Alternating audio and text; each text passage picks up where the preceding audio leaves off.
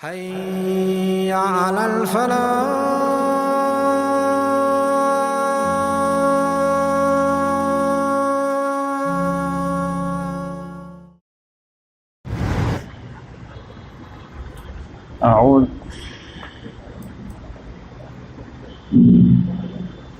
أعوذ بالله من الشيطان الرجيم. بسم الله الرحمن الرحيم. يا أيها النبي اتق الله ولا تطع الكافرين والمنافقين إن الله كان عليما حكيما. واتبع ما يوحى إليك من ربك إن الله كان بما تعملون خبيرا. وتوكل على الله وكفى بالله وكيلا. صدق اللہ العظیم. محترم سامعین کرام، ابھی آپ لوگوں کے سامنے سورہ احزاب کی ابتدائی 3 آیات کی تلاوت کی گئی. سورہ احزاب جو ہے 21ویں پارے میں شروع ہوتی ہے اور 22ویں پارے پہ ختم ہوتی ہے، اور سورہ احزاب جو ہے یہ مدنی صورتوں میں سے ایک ہے، اور یہ ہمارا سیرت النبی کا جو ہے سلسلے وار پروگرام جو ہے آج شاید 17واں پروگرام ہے، اور ہم لوگ سیرت النبی کے لحاظ سے غزوہ احزاب کمپلیٹ کر چکے تھے، اور آج انشاءاللہ ہم 4 ٹاپک کو کور کریں گے. ایک غزوہ بنی قریظہ کو، نمبر 2 غزوہ مستلق میں جو ہے 3 واقعات پیش آئے تھے، خاص طور سے جو عبداللہ بن ابی نے جو ہے ایک معاملہ چھیڑ دیا تھا کہ جب ہم لوگ مدینہ لوٹیں گے تو عزت دار لوگ جو ہے وہ ذلیلوں کو نکال باہر کریں اور ہم لوگ ان پر کوئی بھی خرچ وغیرہ بند کر دیں. تو وہ واقعہ کیا پیش آیا تھا جو سورہ منافقون میں اللہ تبارک و تعالیٰ نے تفصیل سے اس کو ذکر کیا.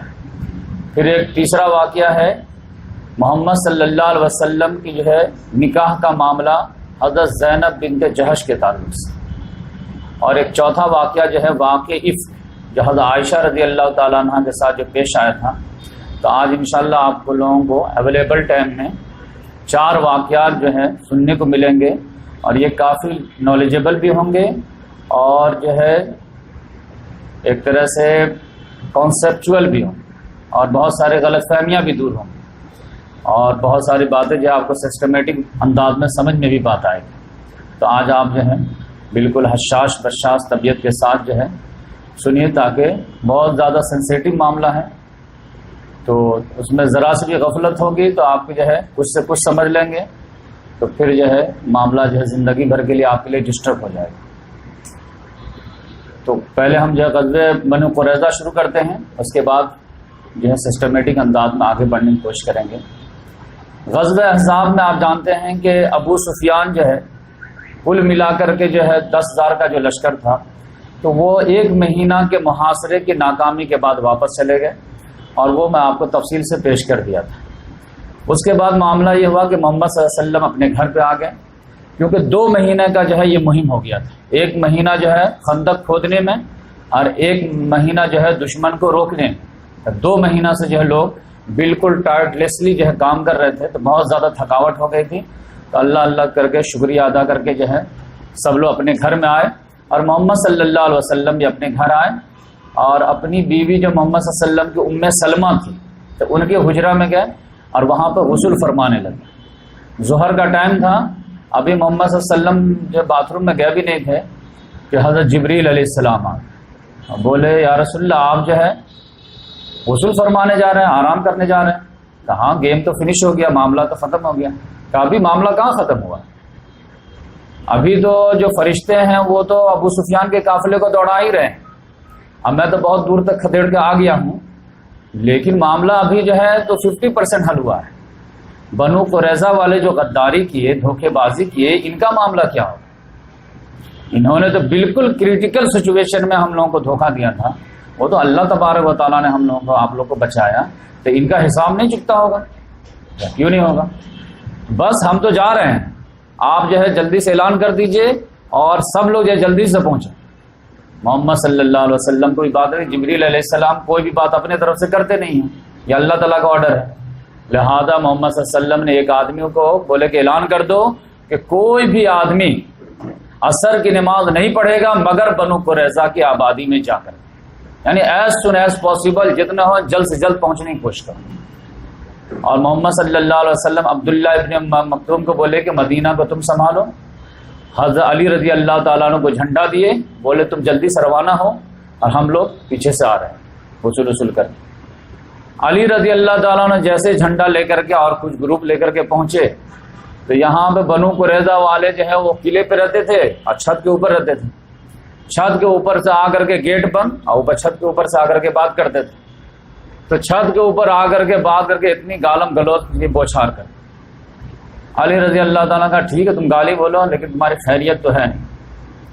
اور جب تک محمد صلی اللہ علیہ وسلم پیچھے سے بھی آنے لگے، محمد صلی اللہ علیہ وسلم سے پیچھے سے آئے، انا نام کی ایک کنواں، پانی کا کنواں تھا، وہاں پہ پڑاؤ ڈالے اور اس کے بعد جو ہے مورچہ بندی کر دی کہ آپ جو ہے تم کو نکلنا ہے اور تمہاری خیریت نہیں ہے، تم نے جو بدعہدی کیے، جب تمہاری شدید ضرورت تھی تو تم اس وقت جو دھوکہ دے دیے تھے اور اپنے لحاظ سے تو تم تو وعدہ خلافی کر ہی دیے، تو اب جو تمہاری خیریت نہیں۔ اب یہ لوگ قلعے میں بہت زبردست محصور تھے اور تقریباً سمجھے کہ 2-4 مہینہ آرام سے نکال سکتے تھے، اتنا پانی بھی کافی مقدار میں، کھانا بھی کافی مقدار میں، اور پورا سیف ایریا تھا۔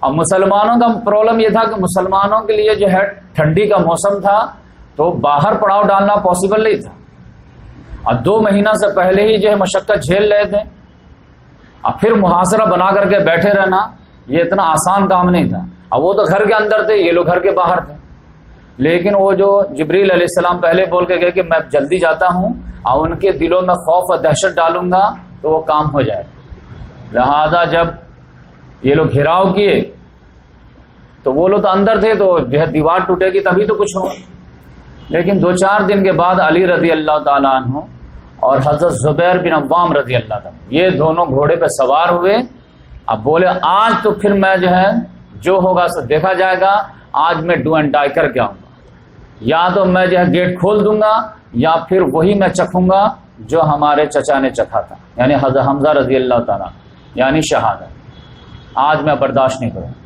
تو ان کے جو ہے یہ عزم اور حوصلہ کا جب اظہار ہوا ہے تو پھر یہودی لوگ جو ہے وہ سرنڈر کیے۔ تو اس کا جو بنو قریظہ والے کے جو ہے لیڈر تھا کعب بن اسد، اس نے سارے یہودیوں کو جمع کر کے بولا کہ بھائی دیکھو میں تم کو آپشن دیتا ہوں 3، ایسا کرو کہ ہم لوگ مسلمان ہو جاتے ہیں اور محمد صلی اللہ علیہ وسلم کا کلمہ پڑھ لیتے ہیں، اور جیسا کہ ہماری کتاب بتاتی ہے ورسی کے مطابق وہ نبی ہیں برحق ہیں، بس ہم لوگ حسد جنن میں ایسا کر رہے ہیں تو معاف ہو جاؤ گے اور بیوی بال بچے سب جو ہے آزاد ہو جائیں گے۔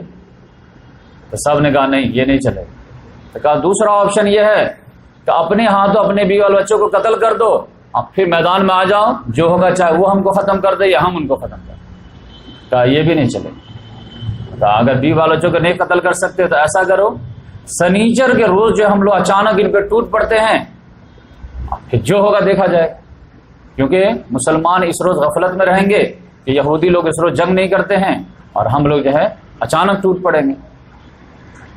تینوں آپشن کو یہودیوں نے جو ہے قبول نہیں کیا، تو وہ جھجلا کر کے بولا کہ تم لوگ ماں کی کوکھ سے جنم لینے کے بعد ایک رات بھی سمجھداری والی گزارے کہ نہیں تم کو، یعنی کبھی بھی کوئی بات تم لوگوں کو سمجھ میں آتی نہیں ہے، کیسے تم لوگوں کو لیڈ کرے، کیسے تم لوگوں کو جو ہے آگے بڑھائے۔ پھر جب جو ہے وہ علی رضی اللہ تعالیٰ عنہ کی جو بات آئی ہے تو جب انہوں نے وہ ڈائلاگ مارے تب ان کے حوصلے پست ہو، پھر خبر بھجوائے کہ دیکھیے مسلمانوں میں سے ان کے کچھ دوست بھی تھے، خاص طور سے اوس والے، خزرج والے کے جو دوست تھے وہ بنو قینقاع والے کے تھے، اور بنو قریظہ والے کے اوس والے دوست۔ انہوں نے کہا کہ دیکھیے ابو لبابہ کو بھیجیے ہماری ان سے دوستی، ہم ان سے کچھ مشورہ کرنا چاہتے ہیں۔ تو محمد صلی اللہ علیہ وسلم نے بھیج دیا کہ ٹھیک ہے جاؤ دیکھو کیا بولتے ہیں لوگ۔ وہ لوگ ابو لبابہ سے مشورہ کیے کہ ہم لوگ سرنڈر کر دیں یا نہیں کریں، ہتھیار ڈال دیں؟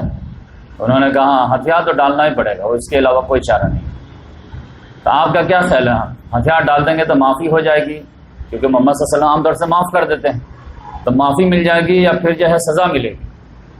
تو انہوں نے اشارہ کیا ہاتھ سے گردن کی طرف کہ قتل کر دیا۔ یہ بات ہے، ہاں ایسے اشارہ کرنا تھا کہ ان کو احساس ہو گیا کہ میں تو غداری کر دیا اور محمد صلی اللہ علیہ وسلم کے خیانت کر دیا۔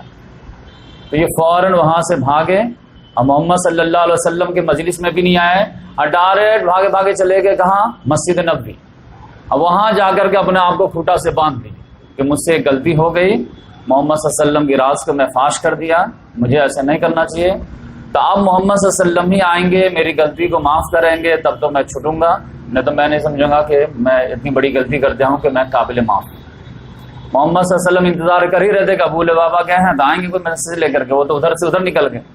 جب بعد میں پتا چلا تو انہوں نے محمد صلی اللہ علیہ وسلم نے فرمایا کہ ارے وہ آ جاتے اگر تو میں اس کے لیے بخشش کی دعا کر دیتا، کوئی مسئلہ نہیں، انسان سے غلطی ہو جاتی ہے، لیکن جب اب انہوں نے اپنے آپ کو ایسا کر لیا ہے تو اب تو اللہ تبارک و تعالیٰ وہی نازل کرے گا تبھی کچھ ہوگا، تب رہو بدے۔ تو اس طرح معاملہ یہ ہو گیا۔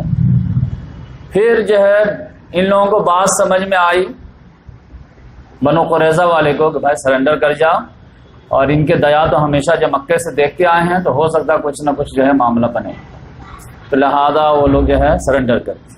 محمد صلی اللہ علیہ وسلم نے فرمایا محمد بن مسلمہ کو کہ سارے لوگوں جو نوجوان ہیں مرد حضرات سب کے ہاتھ باندھ دو پیچھے سے اور سب کو مدینہ لے چلو۔ اور مدینہ لے گئے اور ایک عورت کا بہت بڑا گھر تھا، اس میں سارے مردوں کو رکھے اور عورتوں بچوں کو سائڈ کر دیے۔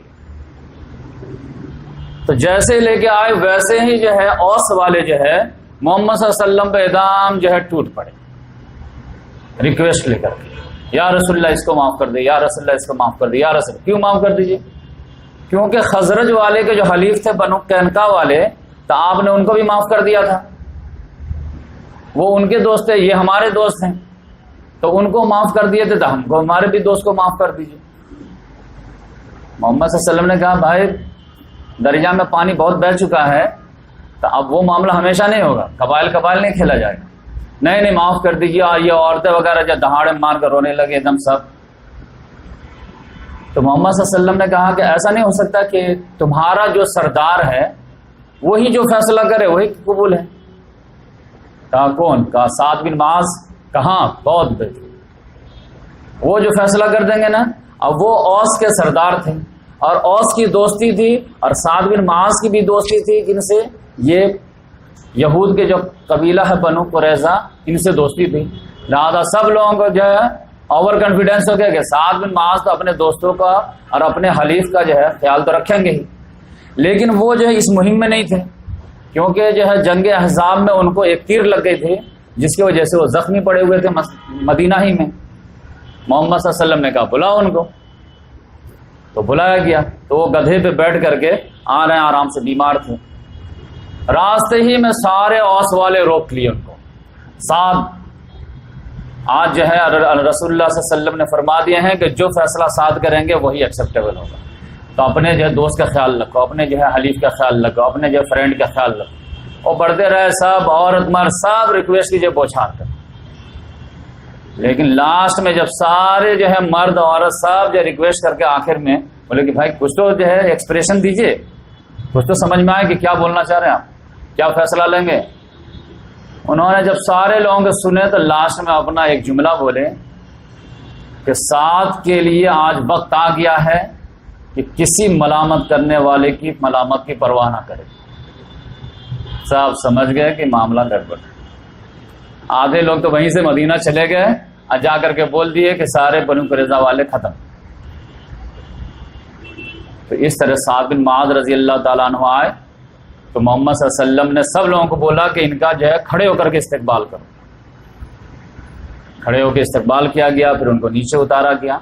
اسی سے ہم لوگ جو ہے وہ اشارہ لیتے ہیں کہ اسکول میں اگر ٹیچر کے آنے پہ بچے کھڑے ہوتے ہیں آؤٹ آف ریسپیکٹ، اگر ٹیچر نہیں چاہتا ہے اب بچے سے چاہتے ہیں تو اس میں کوئی حرج نہیں ہے، یہیں سے اشارہ ملتا ہے، ورنہ یہ ہے کہ عام طور سے بچوں کو کھڑے نہیں ہونا چاہیے اور ٹیچر آئے سلام کرے، بچے آرام سے جواب دے دیں اور پڑھائی شروع ہو جائے۔ لیکن اگر کوئی جو اسکول کے بچے خود سے کھڑے ہوتے ہیں، ٹیچر نہیں چاہتا ہے، تو اس میں کوئی حرج نہیں، جیسے سعد بن معاذ کے لیے رسول اللہ صلی اللہ علیہ وسلم نے ان کے لوگوں کو ماننے والوں کو بولے۔ تو اس کے بعد جو ہے آج جو پورا تھیم رہے گا ہمارا وہ آپ سمجھ لیجئے کہ ایک آیت ہے سورہ مائدہ کی، اس میں اللہ تبارک و تعالیٰ نے ایک جو ہے مومن کے 4 کوالٹی بتائے تھے۔ وہ 4 کوالٹی میں پہلی کوالٹی کی یاد ہوئی کہ یا ایھا الذین آمنوا من یرتد منکم عن دینہ فسوف یأتی اللہ بقوم یحبہم ویحبونہ، کہ اے لوگوں جو ایمان لائے ہو، اگر تم لوگ مرتد ہو گئے سب کے سب تو اللہ تعالیٰ کو کوئی ٹینشن نہیں ہے، تم کو ریپلیس کر کے کوئی دوسرے قوم کو لے آئے گا، تم کو ہٹائے گا دوسرے کو لے آئے گا، اور اس کی 4 خوبیاں ہوں گی، یعنی تمہارے اندر وہ 4 خوبیاں نہیں ہیں تو وہ نئی قوم میں وہ 4 خوبیاں آئیں گی۔ وہ پہلی خوبی کیا ہوگی کہ یحبہم ویحبونہ، وہ اللہ سے محبت کرے گی، اللہ ہم سے محبت کرے گا، نمبر 1۔ اذلۃ علی المؤمنین عزۃ علی الکافرین، نمبر 2 وہ لوگ مسلمانوں سے محبت کرنے والے ہوں گے اور کافروں سے سخت ہوں گے۔ کافروں یعنی آپس میں کبھی کنفلکٹ ہو گیا تو نرم پڑ جائیں گے، اور دشمن سے اگر کنفلکٹ ہوا تو سخت ہو جائیں گے۔ اور نمبر 3 یجاہدون فی سبیل اللہ، اور وہ لوگ اللہ کے راستے میں اسٹرگل کرنے والے ہوں گے اللہ کے دین کو غلبہ کے لیے۔ اور نمبر 4 یہ بہت بڑی ہے جو ہمارے یہاں اس کی کوئی ویلیو ہی نہیں ہے، ولا یخافون لومۃ لائم، اور کسی بھی ملامت کرنے والے کی ملامت کی پرواہ نہیں کریں گے۔ یہ آج جو ہے یہی تھیم رہے گی کہ یہ اس کے جو ہے آج ایگزامپل آئیں گے کہ ملامت کی پرواہ کیا مطلب ہے۔ تو یہاں پہ آپ دیکھیں سعد بن معاذ رضی اللہ تعالیٰ عنہ کا ایک جملہ آپ سن لیجیے، آج وقت آ گیا ہے کہ سعد کسی ملامت کرنے والے کی ملامت کی پرواہ نہ کرے، جو حق فیصلہ ہے وہ سنا دے، چاہے رشتہ دار کچھ بولے، دوست کچھ بولے، اوس والے کچھ بولے، کوئی کچھ بولے، جو حق فیصلہ ہم وہی سنائیں۔ سارے رشتہ دار ناراض ہو جائیں، سارے یہودی لوگ جو ناراض ہو جائیں، پھر وہ آئے ہیں تو سب لوگ جو کان کھڑا کیے تھے کہ کیا فیصلہ کیا فیصلہ کیا فیصلہ، تو انہوں نے کہا کہ ایسا ہے کہ یا رسول اللہ جتنے بھی جنگ لڑنے والے حضرات ہیں، جنگ کے قابل لوگ ہیں، ان کو قتل کر دیجیے، اور عورت اور بچوں کو جو ہے غلام اور باندی بنا دیجیے، اور ان کے مال جو ہیں ان کو مال غنیمت بنا کر کے تقسیم کر دیجیے۔ محمد صلی اللہ علیہ وسلم کا چہرہ کھل اٹھا، اب بولے سعد نے ایگزیکٹ وہی فیصلہ کیا ہے جو 7 آسمان پہ خدا چاہتا تھا، جو تورات میں لکھا ہوا کہ کوئی آدمی جنگ کے موقع پہ اگر کوئی بدعہدی کر دے تو اس کی کیا سزا ہونی چاہیے، ہر جگہ غفور رحیم نہیں ہوگا معاملہ۔ لہذا محمد صلی اللہ علیہ وسلم تو سارے مردوں کو ایک گھر میں رکھے ہوئے تھے، مدینہ کے بازار میں گڈھا کھودا دیا، عورت مرد کو بچوں کو الگ رکھا دیا، پھر ایک ایک گروپ بلایا جاتا تھا اور پھر وہاں لے جا کر کے گڈھے میں ذبح کر دیا ہے، پھر گروپ آیا پھر ذبح، پھر گروپ آیا پھر ذبح، پھر گروپ آیا پھر ذبح، یعنی 10 آدمی تو اب کتنے لوگوں کو ذبح کیا گیا؟ 600 لوگوں۔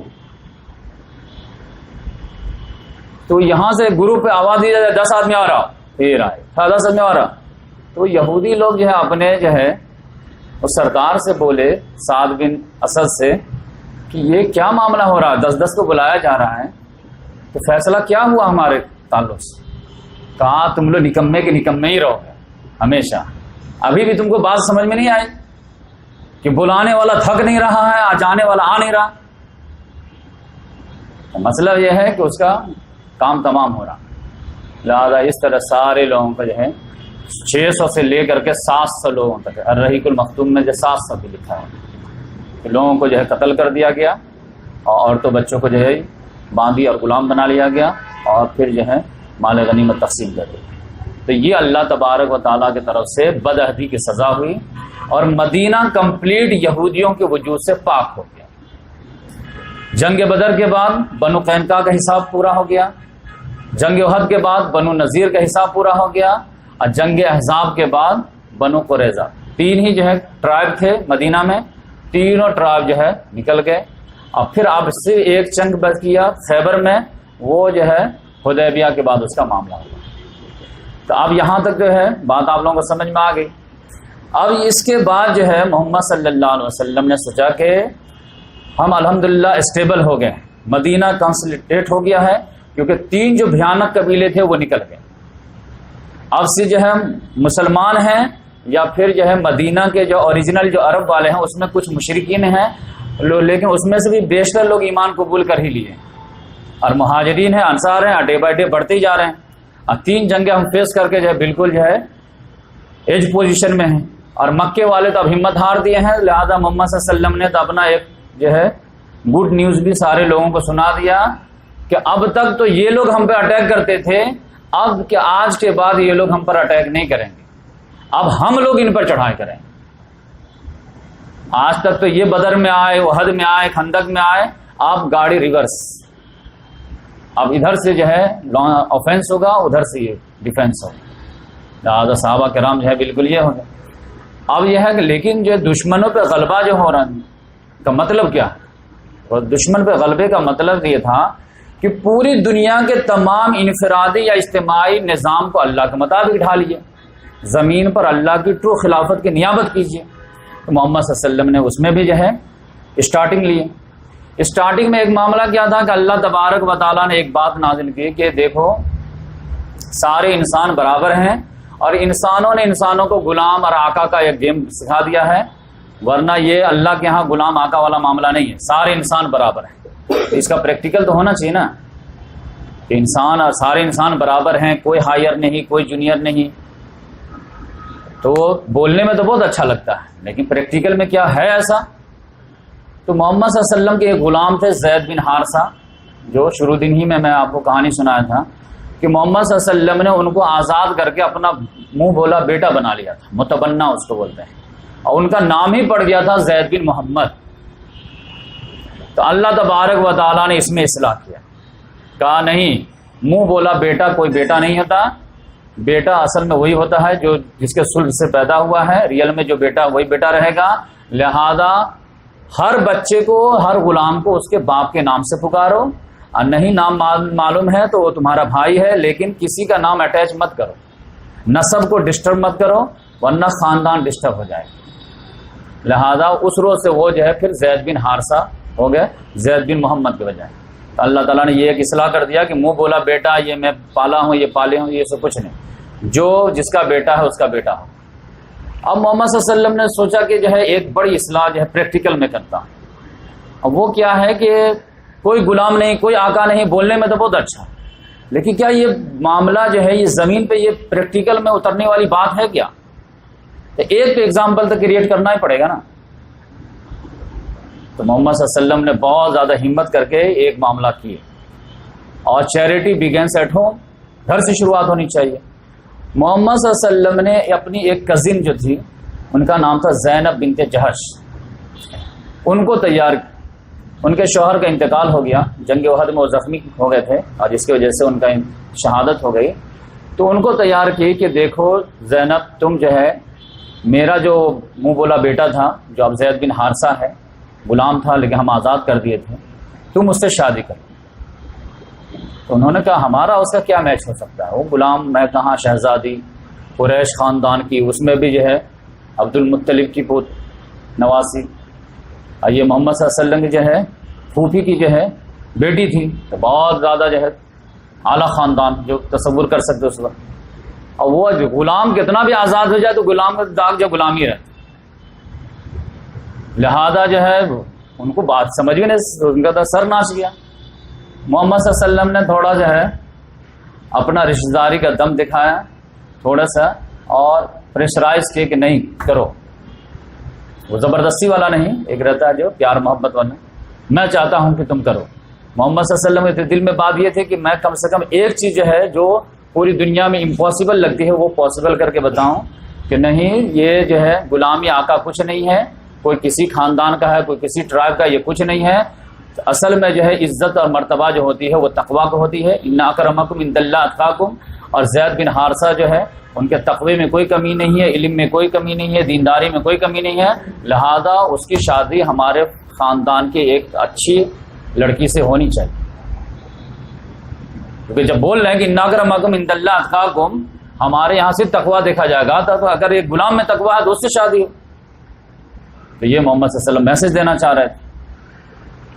وہ بیچاری جو ہاں نہ کر کے جو ہے تیار ہو گئی، لیکن شادی تو سمجھیے کہ دل کا معاملہ ہے، تو شادی تو یقینی بات ہے وہ گارجین کرا دیے، لیکن یہ ان میچ شادی تھی، میچ لیس، وہ دل کا معاملہ جو ہو نہیں پایا، اور زینب بنت جہش جو ہے وہ رسپیکٹ زید بن حارثہ کو نہیں دے پائے جو ایک شوہر ڈیزرو کرتا ہے، لہذا وہ آ کر کے شکایت کرنے لگے کہ یا رسول اللہ میری جم نہیں رہی ہے، تو نہیں جم رہی ہے تو آپ میرا جو ہے سیپریشن کرا دیجیے، اگر وہ ہم کو عزت نہیں دے گی تو پھر میں کیوں شادی کر کے مطلب کیا ہے، اور جو ہے ہم بڑے گھر کے داماد بن کر کے وہاں پہ جو ہے کہ بے حقیر رہیں، ایسے اس سے بہتر ہے کہ ہم غریب سے شادی کریں اور عزت دار رہیں۔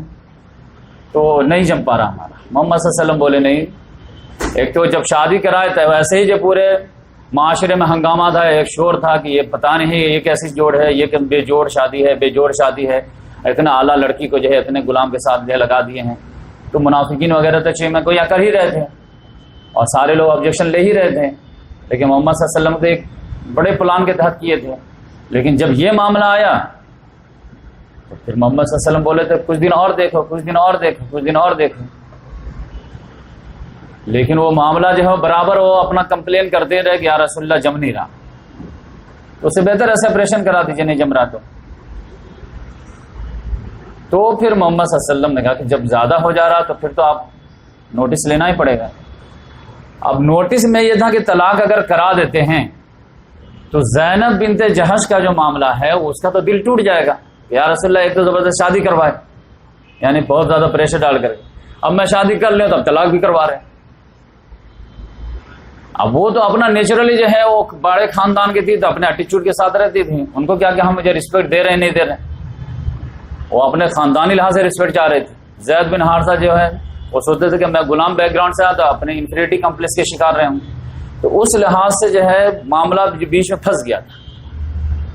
تو محمد صلی اللہ علیہ وسلم کو ایک ہی بات سمجھ میں آ رہی تھی کہ اگر میں یہ طلاق کرواتا ہوں، سیپریشن کراتا ہوں، تو اس زخم کو بھرنے کا صرف اب ایک ہی جو ہے اپائے ہے، اب وہ کیا ہے کہ ان کے سیپریشن کرا دینے کے بعد زینب بنت جہش سے میں خود شادی کر لوں تو جا کر کے اس کا زخم بھر جائے گا،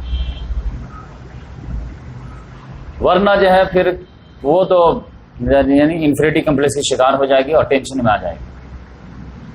لیکن محمد صلی اللہ علیہ وسلم جو ہے وہ ڈر، ایک لحاظ سے ڈر رہے تھے کہ اگر میں قدم بڑھایا شادی کے لیے تو پرابلم یہ آئے گا کہ ہمارا تو یہ جو ہے زید بن حارثہ یہ میرا منہ بولا بیٹا ہے، اب قرآن نے ابھی اس کو جو اصلاح کیا ہے کہ یہ منہ بولا بیٹا آپ کا نہیں ہے، لیکن معاشرے کے تو گھٹی میں پڑا کہ یہ بیٹا ہی ہے، اب بیٹا ہے تو زینب جو ہے بہو ہوئی، تو اب بہو سے کیسے شادی ہوگی؟ اب اللہ قرآن نے کہہ دیا تو ایسے تو ایک دن میں روح ہو جائے گا، سستی شادی سنت پہ شادی کہنا بہت آسان ہے، پریکٹس میں اتر پایا کیا؟ محمد صلی اللہ علیہ وسلم اگر میں قدم بڑھایا تو ایک طوفان بدتمیزی ہو جائے گی۔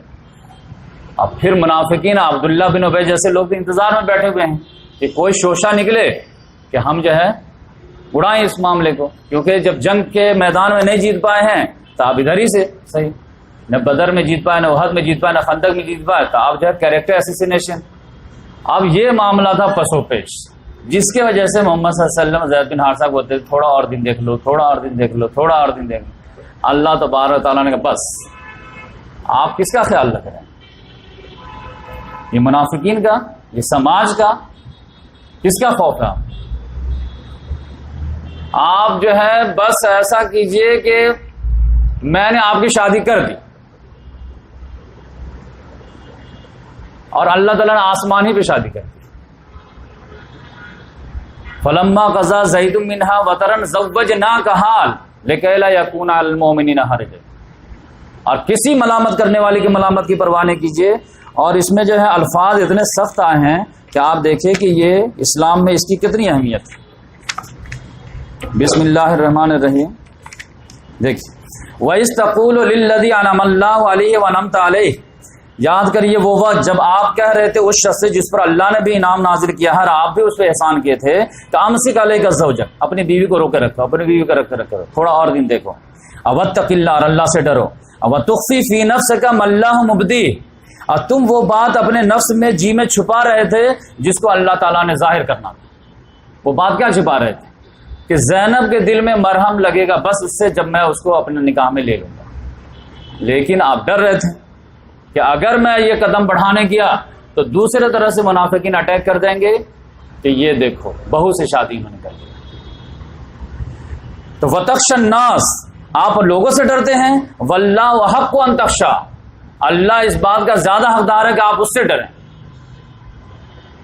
تو فلما قضا زید منہا وطرن، تو جب زید کے جو ہے نکاح ختم ہو جائے تو زوجناکہا، تو ہم نے اس کا نکاح آپ سے کر دیا، لکی لا یکون علی المؤمنین حرج فی ازواج ادعیاہم اذا قضوا منہن وطرا، تاکہ کسی مومن پر کوئی حرج کی بات نہ رہے کہ جب وہ اپنی بیوی کو جو ہے منہ بولے بیٹا جو ہے طلاق دے دے تو اس سے جو ہے شادی کر۔ تو آپ دیکھ لیجئے یہاں پر لا یخافون لومۃ لائم، کسی ملامت کرنے والے کی ملامت کی پرواہ نہ کرنا، یہ آخری مین پیلر ہے چار میں سے،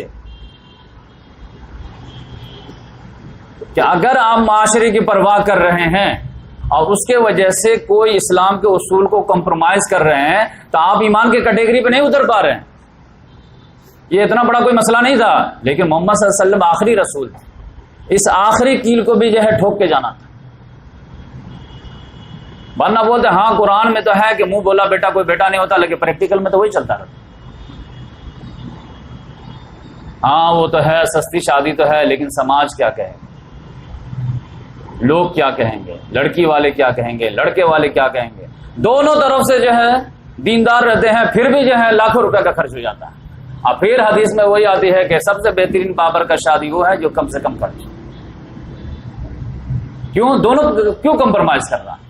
صرف اس وجہ سے سماج کیا کہے گا۔ حق کا ایمانداری آپ پوچھ کے دیکھیں، دونوں گھر میں جب سامان کی ضرورت ہوتی ہے نہ کسی چیز کی ضرورت ہے، پھر بھی جہیز یہاں سے وہاں جاتا ہے، لاکھ پتی کے گھر سے کروڑ پتی کے گھر میں سامان چلا گیا، اس کے گھر میں آلریڈی فریج موجود ہے، فریج بھیج کر کیا کرتی، لیکن نہیں دیں گے تو کیا ہوگا، سماج کیا کہے گا، اتنا بڑا پیسہ والا کچھ دیا نہیں۔ تو اس لحاظ سے ولا یخافون لومۃ لائم، کسی ملامت کرنے والے کی کوئی پرواہ نہیں کیجیے۔ آپ کس سے ڈرتے ہیں؟ مجھ سے ڈرتے، اس سے ڈرتے ہیں۔ تو اب آپ دیکھ لیجئے یہاں پر جو ہے اللہ تبارک و تعالیٰ نے اس کا کتنا سخت نوٹس دیا، آپ نے آگے بڑھیں گے ہم آگے بڑھا دیے۔ اور آپ جانتے ہیں جب یہ آیت اتری ہے تو محمد صلی اللہ علیہ وسلم نے کہا کہ زینب کو جا کے بول دو کہ نکاح کا پیغام ہے۔ وہ کچھ کام کر رہی تھی، کہہ گئے یہ تو طلاق دے ہی چکے تھے لیکن گھر کے آدمی تھے، بولے کہ جو ہے محمد صلی اللہ علیہ وسلم نے نکاح کا پیغام بھیجا ہے۔ انہوں نے کہا کہ میں جو ہے استخارہ کروں، اور استخارہ کرنے کے لیے جو ہے وضو کر کر کے مسلح پہ کھڑی ہو گئی، جب تو محمد صلی اللہ علیہ وسلم آ کر کے اندر گھس گئے، گھر کے اندر چلے گئے، بولے ارے آپ پردہ وغیرہ، کہا میری شادی ہو چکی ہے۔ تو اس طرح سے جو ہے فلما کا اللہ تعالیٰ نے ہمارا نکاح کر دیا ہے، تو اب جو ہے تمہارے پاس آپشن نہیں ہے کہ تم چاہو گے تو کریں، نہیں تو کرنے کا۔ تو اس لحاظ سے یہ جو ہے معاملہ ہوا، اس کو بہت زیادہ پروپیگنڈا بنایا جو ہے منافقین، بہت۔ اس میں ایک اور پرابلم آ گیا تھا، ایک پرابلم یہ تھا کہ یہ زینب بنت جہش کی جو شادی تھی، محمد صلی اللہ علیہ وسلم نے فوراً پریکٹیکل عمل کیے، فوراً گھر میں گھس گئے، ہماری بیوی ہم جائیں گے، اب تو اجازت دینے کی کوئی ضرورت نہیں۔ اب یہ شادی جیسے ہی فیمس ہوئی، محمد صلی اللہ علیہ وسلم ولیمہ بھی کیے بہت لوگوں بلا کر کے، لیکن پرابلم یہ تھا کہ یہ 5ویں بیوی تھی محمد صلی اللہ علیہ وسلم، شادی تو 7ویں تھی، لیکن بیوی جو ہے ایٹ اے ٹائم یہ 5ویں آ رہی تھی گھر میں۔ اور آپ جانتے ہیں کہ سورہ نساء میں اللہ تعالیٰ پہلے آرڈر دے دیا تھا کہ 4 تک شادی ہوگی، 4 بیوی ایک ساتھ رہ سکتی۔ تو محمد صلی اللہ علیہ وسلم پہلی شادی تو حضرت خدیجہ سے تھی، دوسرے نمبر پر حضرت سودا سے تھی، تیسرے نمبر پر حضرت عائشہ رضی اللہ تعالیٰ عنہ سے تھی، چوتھے نمبر پر حضرت جو ہے حفصہ رضی اللہ تعالیٰ عنہ سے، 5ویں نمبر پر حضرت زینب بنت خزیمہ سے تھی، اور 6ٹھے نمبر پر حضرت ام سلمہ سے تھی، اور 7ویں نمبر پر ان سے ہو رہی تھی۔ لیکن اس میں سے 2 کا انتقال ہو گیا تھا، حضرت خدیجہ رضی اللہ تعالیٰ عنہ کا انتقال ہو گیا تھا، اور حضرت زینب بنت خزیمہ کا بھی 3 ہی مہینے کے اندر انتقال ہو گیا تھا، 4 ہجری میں شادی ہوئی، 4 ہجری میں انتقال ہو گئی۔ تو لیکن 4 بیوی آلریڈی موجود تھی محمد صلی اللہ علیہ وسلم کے گھر میں، حضرت سودا موجود تھی، حضرت جو ہے حفصہ رضی اللہ تعالیٰ عنہ موجود تھی، حضرت زینب بنت خزیمہ جو تو انتقال کر گئی تھی، حضرت ام سلمہ موجود تھیں، اور حضرت عائشہ رضی 4 موجود تھی، یہ 5ویں آ رہی تھی۔ اب اس پہ بھی پروپیگنڈا کرتے، اچھا ہمارے لیے 4 اپنے لیے انلمیٹڈ، یہ کہاں سے، یہ کیسے نبی ہیں؟ خود ہی قرآن میں آیا ہے کہ اگر یہ نہیں ہے تو آپ 2 کر لیجئے، 3 کر لیجئے، 4 کر لیجئے، لیکن 4 سے زیادہ کراس کیسے؟ یہ دیکھ لیجئے 4 بیوی تو آلریڈی ہے، 5ویں کہاں سے آ گئی؟ تو اللہ تعالیٰ نے پھر سورہ احزاب ہی میں نازل کیا کہ 4 کی جو شرط ہے وہ صرف جو ہے امت کے لیے، اے محمد صلی اللہ علیہ وسلم آپ کے لیے اسپیشل پرمیشن کہ آپ 4 سے بھی کراس کر سکتے ہیں۔ اور نمبر دوسری پرمیشن ایکسیپشن آپ کو ایک اور دی جاتی ہے کہ جو بھی مرد جو ہے امت میں سے 4 بیوی کرے یا 2 کرے تو بیویوں کے درمیان اس کو عدل کرنا ضروری رہے گا، لیکن آپ کے لیے عدل کرنا ضروری نہیں رہے گا۔ آپ کو میں فری ہینڈ دیتا ہوں، نو ڈاؤٹ محمد صلی اللہ علیہ وسلم عدل کیے، لیکن یہ ہے کہ اللہ تعالیٰ نے کہا کہ نہیں، میں آپ کو آپشن دیتا ہوں کہ آپ جو ہے ایک ہی بیوی کے یہاں 4 دن جانا چاہیں جائیں، کسی بیوی کے یہاں نہیں جانا چاہیں نہ جائیں، یہ میں آپ کو آپشن دیتا ہوں۔ لیکن محمد صلی اللہ علیہ وسلم نے اپنی باری لگا لیے تھے تو یہ 2 آپشن دیے، لیکن محمد صلی اللہ علیہ وسلم 2 ریسٹرکشن بھی دیے کہ آپ جو ہے شادی اپنی من پسند کی جو ہے صرف کس سے کریں گے؟ جو آپ کے کزن ریلیٹو ہیں، خالہ زاد بہن، پھوپھی زاد بہن، ماموں زاد بہن، یہ سب جو ہے ان میں سے آپ کو اگر کوئی پسند ہے تو آپ اپنی مرضی سے نکاح کا پیغام دے کر کے ان کو آپ نکاح میں لے سکتے ہیں، 7 ہو جائے، 8 ہو جائے، 9 ہو جائے، کوئی مسئلہ نہیں ہے۔ یا پھر کوئی جو امت کی عورت ہے تو اس میں سے جو آپ کو پسند ہے آپ اس کا انتخاب نہیں کر سکتے، یہ ریسٹرکشن۔ ہاں، امت میں سے کوئی عورت خود آپ سے نکاح کرنا چاہے تو آپ ایکسپٹ کرتے ہیں سکتے ہیں یا ریجیکٹ کر سکتے ہیں، یہ آپشن میں دے رہا ہوں، تو یہ بھی ہے۔ اور تیسری بات، پھر امت کی عورت کو ایک وارننگ دے رہے ہیں کہ اگر آپ کوئی لڑکی چاہتی ہے یا کوئی عورت چاہتی ہے کہ اپنے رسول سے شادی کر لے تاکہ رتبہ بلند ہو جائے، امہات المومنین میں آ جائے، تو پھر کان کھول کر کے سن لے کہ محمد صلی اللہ علیہ وسلم کے دنیا سے رخصت ہونے کے بعد اس کی شادی پھر دوسرے سے نہیں ہو۔ اور پھر محمد صلی اللہ علیہ وسلم ایک ریسٹرکشن اور دی کہ محمد صلی اللہ علیہ وسلم آپ شادی کریں لیکن آپ کسی کو طلاق دے کر کے آگے پھر جو ہے کسی کو جو ہے ریپلیس نہیں کر سکتے۔ یہ سورہ احزاب کا پورا چیپٹر ہمارے یہاں تو جو پڑھتے ہی نہیں لوگ، سارے جو ہے کبھی انشاءاللہ میں رمضان میں درس دوں گا اس کا، تو یہ پورے سورہ احزاب میں کلیئر کٹ پورے سارے معاملات اللہ تعالیٰ نے لکھے، جو اعتراضات تھے وہ بھی جو یہ تھے۔ تو اس لحاظ سے جو ہے اس کو بہت زیادہ جو ہے پروپیگنڈا بنایا گیا کہ اپنے بہو سے شادی کر لیے، 4 سے زیادہ شادی کر لیے، ایسے کر لیے ویسے کر لیے۔ تو اس لحاظ سے جو ہے معاملہ تو ابھی کانوں کان چل ہی رہا تھا، اور اس طرح کے معاملے میں آپ جانتے ہیں کہ پبلک کو بہت زیادہ انٹرسٹ رہتی ہے۔ اب یہ ہے کہ اتنا ہی میں ایک معاملہ کیا ہوا، ستم بالائے ستم، کہ محمد صلی اللہ علیہ وسلم کو پتہ لگا کہ بنو مستلق جو ہے عرب میں ایک ٹرائب ہے سمندر کے کنارے، وہ جو ہے حملے کی پلاننگ کر رہا، اس کا جو لیڈر تھا حارث بن زرار۔ محمد صلی اللہ علیہ وسلم نے اپنے جاسوسی سسٹم نیٹ ورک کو آگے بڑھایا کہ پتہ لگا کہ جو ہے بات جو آئی ہے وہ صحیح ہے یا غلط ہے۔ انہوں نے رپورٹنگ دی کہ بات بالکل صحیح ہے اور وہ لوگ بالکل جو ہے تیار ہے کئی قبائل کو ملا کر کے اور اٹیک کرنے والے ہیں۔ محمد صلی اللہ علیہ وسلم نے فوراً آرڈر دیا کہ چلو، اور جو ہے آفینس از بیسٹ ڈیفینس، وہ ہم پہ کیا چڑھائی کرے گا، اب ہم ان پہ چڑھائی کریں گے۔ ہم تو پہلے بول دیے تھے کہ اب تو ہمارے طرف سے چلے گا۔ محمد صلی اللہ علیہ وسلم پہنچ گئے اور ایک کنواں تھا، اس کا نام تھا مریسع، وہاں پہ پڑاؤ کیے۔ تو قبائل والے تو بھاگ کے ڈر کر گئے، لیکن بنو مستلق والے جو تھے وہ اڑ گئے، اب بولے ہم تو لڑیں گے۔ تو جو ہے تیروں کا جو ہے ایکسچینج ہوا، لیکن اس کے بعد وہ لوگ سرنڈر کر گئے اور بھاگ گئے۔ ایک مسلمان سے مارا گیا، وہ بھی مسلمان ہی کا ہاتھوں دھوکے سے۔ تو وہاں پہ جمال غنیمت والا بھی ہاتھ آیا، اور پھر وہاں سے محمد صلی اللہ علیہ وسلم واپس آنے لگے۔ اس میں جو ہے اس غزوے میں منافقین اچھی خاصی تعداد میں آ گئے۔ اب کیوں آگے آپ سمجھ سکتے ہیں، کیونکہ اچھے دن آگے نا، جنگ بدر تو ہے نہیں، جنگ احد ہے نہیں، جنگ خندق ہے نہیں، نرم چارہ ہے، سب چلو، لہذا منافقین کی اچھی خاصی تعداد جو ریڈی ہو گئے، محمد سے کسی روکے بھی نہیں، چلے گئے۔ کچھ ہی تیر کا جو ایکسچینج ہوا اس میں جو ہے اس کے پاؤں کھڑ کے بھاگ گئے۔ وہاں سے جب آنے لگے تب یہاں پہ 2 مسئلہ آ گیا۔ وہ مسئلہ کیا ہوا کہ ایک جو ہے کنویں پہ جو ہے پڑاؤ کیے، تو حضرت عمر رضی اللہ تعالیٰ عنہ کا ایک جو ہے غلام تھا، جہجہ نام تھا، وہ جو ہے پانی لانے کے لیے کنویں پہ گیا۔ ادھر سے انصار میں سے ایک تھا، ادھر سے وہ جو ہے سنان نام تھا، سنان ورد، وہ جو ہے پانی لانے کے لیے کیا، ایک مہاجر کی طرف سے اور ایک انصار کی طرف سے. پہلے میں تو میں ہو گیا اور تھوڑے سے جو ہے لڑائی جھگڑا کر لیا. اب مہاجر جو اپنے سامنے کہ میں جو ہے قریش کا جو ہے غلام ہوں، اور وہ سوچا میں انصار کا غلام ہوں، تو ادھر سے آواز لگا دیا یا انصار، تو ادھر سے اس نے بھی لگا دیا یا مہاجر. دونوں طرف سے تلوار بے نیام. عرب کو تو بس ہلکا سا اشارہ چاہیے. دونوں طرف کیا ہوا بس دیکھ لیں گے تو دیکھ لیں گے یہ مہاجر کیا سمجھتے تھے، یہ انصار کیا سمجھتے ہیں. محمد صلی اللہ علیہ وسلم کو فوراً اطلاع دی گئی کہ ارے دیکھیے کیا معاملہ ہو گیا. محمد صلی اللہ علیہ وسلم سب کام چھوڑ کے آئے آن دا اسپاٹ، یہ کیا معاملہ ہے، ارے ایسا ہو گیا ویسا ہو گیا. کہا یہ جاہلیت کی پکار کہاں سے آئی؟ اسی کو مٹانے کے لیے تو اسلام آیا ہے. یہ یا انصار یا مہاجر کہاں سے لے کے آئے، جبکہ میں ابھی موجود ہوں، میری آنکھ بند بھی نہیں ہوئی، تم لوگ یا انصار یا مہاجر کرنے لگے. سب لوگ جو ہے جاؤ اپنے گھر. لیکن محمد صلی اللہ علیہ وسلم جو ہے سب کو بھگا دیے اور پھر اپنے حجرے میں آ گئے پڑاؤ. اور اس میں جو ہے آپ جانتے ہیں کہ عرب میں جو ہے سفر جو کرتے تھے لوگ، یہ جو ہے 8-9 بجے کے بعد جو ہے جب دھوپ تیز ہو جاتی تھی تو روک دیتے تھے سفر کو، کوئی چھاؤں وغیرہ دیکھ کر کے، اور پھر مغرب تک جو ہے وہ روکے رہتے تھے. جب پھر ریت ٹھنڈا ہونے کے بعد جو ہے پھر سے رات میں سفر کرتے تھے. تو محمد صلی اللہ علیہ وسلم کو تو ابھی رکے رہنا تھا 9 بجے سے لے کر کے عصر تک، لیکن یہ ظہری کے ٹائم میں یہ معاملہ ہو گیا پانی لانے کا. اب یہ محمد صلی اللہ علیہ وسلم تو سب کو ٹھیک ٹھاک کر کے آ گیا اپنے حجرے میں کہ سب لوگ اپنے اپنے جگہ پہ چلے گئے. لیکن یہ بات پتہ چل گئی عبداللہ بن ابی کو.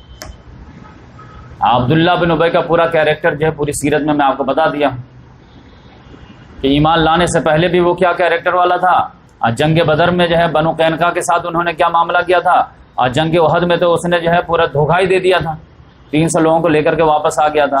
اور خندق کے موقع پہ کیسے جو ہے وہ ڈی مورلائز کر رہا تھا کہ یہ کیا مروانے کے لیے تم آئے ہو، یہ کرنے کے لیے آئے ہو. یہاں پر آ کر کے جب اس کو اطلاع ملی ہے تب وہ سارے انصار کو جمع کر لیا، اور پھر اس نے جو وہ بات کی ہے جو قرآن میں اللہ تعالیٰ نے نازل کیا، اور وہ جو ہے سورہ منافقون میں جو آیا، کہا کہ تم لوگ اتنا خبیث جو ہے الفاظ نکالے کہ قرآن میں اللہ تعالیٰ نے اس کو نازل کیا.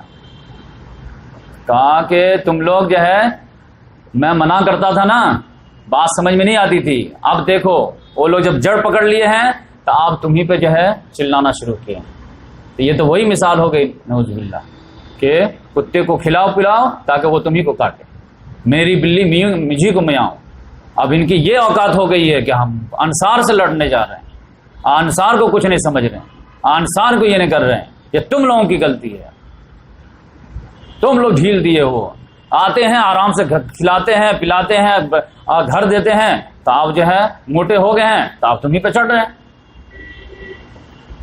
تب ابھی بھی ہوش کے ناخن لو، جو ابھی تو یہاں پہ ٹھیک ہے یہ جو جنگ کا ماحول ہے، چلو مدینہ جو لوگ پہنچیں گے، پہنچنے کے بعد جو عزت والے ہیں وہ ذلیلوں کو نکال مار کریں، ان کو اوقات یاد دلاؤ، اور ان پر 1 روپیہ کوئی خرچ نہیں کرے گا. ان کو خوب جو ہے کھیتی ہم لوگ کرتے ہیں، اب پھل ہم لوگ اگاتے ہیں، اب بہترین سے بیٹھ کر کے اصحاب صفہ سب کھاتے ہیں تو ہم ہی پہ چلاتے ہیں. اب 1 روپیہ نہیں خرچ کریں گے، دیکھو یہ لوگ کتنا دیندار بنتے ہیں. خوب کھانا دعوت ملتی ہے تو یہ خوب جو ہے دینداری سمجھتے ہیں. دیکھو یہ لوگ جو ہے خون دینے والے مجنو نہیں، دودھ پینے والے مجنو ہے، خرچ بند کر دو، دیکھو ایک ایک کر کے نکل رہے ہیں. تو یہ بکواس اس نے کیا کہ بس مدینہ پہنچتے ہی گیم سیکھنے. یہ بات کر ہی رہے تھے کہ ایک چھوٹا بچہ تھا اسی میں، ان کا نام تھا زید بن ارقم، اس میں بھی 1-2 بچے رہتے. اس نے سن لیے کہ یہ جو ہے پوری جو ہے کلوز ڈور میٹنگ کیا ہے، اتنی بھیانک بات جو نکالا مجھ سے. وہ اپنے چچا کو شیئر کیا کہ چچا جان یہ عبداللہ بن ابی ایسی سی بات کر رہا تھا. کہ ریئلی؟ کہاں؟ وہ تو پوری میٹنگ بنایا. وہ جا کر کے محمد صلی اللہ علیہ وسلم کو شیئر کی. محمد صلی اللہ علیہ وسلم ریئلی؟ کہاں؟ محمد حضرت عمر رضی اللہ وہیں پہ تھا، کہا کہ یا رسول اللہ آپ جو ہے نا یہ بات بن بشر کو آرڈر دیجئے کہ اس کی گردن اڑا. محمد صلی اللہ علیہ وسلم نے کہا عمر میں کیسے بولوں ایسے؟ لوگ کہیں کیا بولیں گے کہ پہلے تو یہ قریش سے لڑتے تھے، یہود سے لڑتے تھے، اب سب کا کام تمام کر دیے، تب اپنے بھائیوں پہ ہی جو ہے ہاتھ پھیرنا شروع کر دیے، تو میسج تو خراب جائے گا، تو تھوڑا سا برداشت کرنا پڑے گا. لیکن محمد صلی اللہ علیہ وسلم نے تھوڑا سا جنگی حکمت عملی اپنائے، بولے فوراً جو ہے سب کو ریڈی ہو جاؤ، سب لوگ سفر ابھی شروع کریں۔ فوراً سب لوگ جو ہے ریڈی ہو گئے۔ تو اسید بن حضیر جو تھے اوس کے سردار، وہ آئے، یا رسول اللہ کیا معاملہ ہوا؟ دوپہر میں جو ہے آپ نکلنے کے لیے بول دیے، ابھی تو چلنے کا ٹائم نہیں ہے۔ محمد صلی اللہ علیہ وسلم نے کہا تم کو پتا نہیں کہ عبداللہ بن ابی نے کیا بولا؟ کہا کیا بولا؟ پوری بات بتائے محمد صلی اللہ علیہ وسلم۔ کہا یا رسول اللہ ایسی بات ہے؟ کہا ہاں بالکل، یہ زید بتا رہا۔